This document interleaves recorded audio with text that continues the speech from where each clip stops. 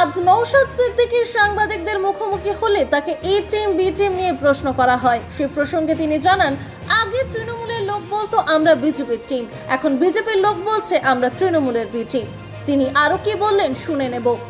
দেখুন, ইতিপূর্বে তৃণমূলের লোকজন আমাদেরকে বলতো যে আমরা বিজেপির বি টিম, এখন বিজেপির লোকজন বলছে আমরা তৃণমূলের বি টিম।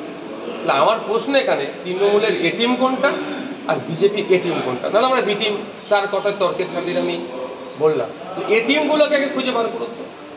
কথাই আছে না, চোর মাচায় শোর। আমি এখানে কাউকে চোর বলে অসম্মান করব না।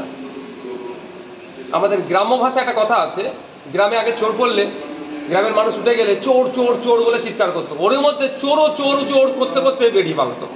ব্যাপারটা হচ্ছে আমাদেরকে অনেক রকমভাবে দেখে দেওয়া হচ্ছে। আমরা ভাগিদারিত্বে রাজনীতি করতে এসেছি, পিছিয়ে বর্গের দলিত আদিবাসী মুসলমানের অধিকারকে প্রতিষ্ঠা করতে এসেছি। সুতরাং কারো দলের কোনো দলের লেজুর ভিত্তি হয়ে আমরা থাকবো না।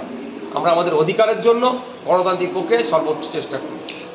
সিএম ম্যাডাম, শুভেন্দু অধিকারী মহাশয়, নওশাদ সিদ্দিকী যারা আছেন 24/7 পলিটিক্স করছে। আমরা আমাদের মুভমেন্ট, আচার আচরণ, কথাবার্তা, ড্রেস কোড যা দেখবেন সব রাজনীতি। রাজনীতির বাইরে আমরা কিছু আর বুঝছি না। তো স্বাভাবিকভাবে ওখানে যিনি যাচ্ছেন, সিএম ম্যাডাম যাচ্ছেন, এটা বলতে অবকাশ লাগছে না। শুভেন্দুবাবু কদিন আগে গিয়েলেন ধর্মীয় স্থানে, আবার ম্যাডাম গিয়েছিলেন শিখ ভাইদের এতে প্রোগ্রামে গিয়েছিলেন, হোলির প্রোগ্রামে গিয়েছেন, দুর্গা উৎসবে যান, যেখানে যান দেখুন পলিটিক্স আছে। মানুষের পাশে, মানুষের সাথে আমরা আছি এই বাংলাতে। আপনারা দেখছেন সংবাদ শিরোনাম। দেখলেন তো অনেক কিছু, এবার দেখুন নতুন কিছু।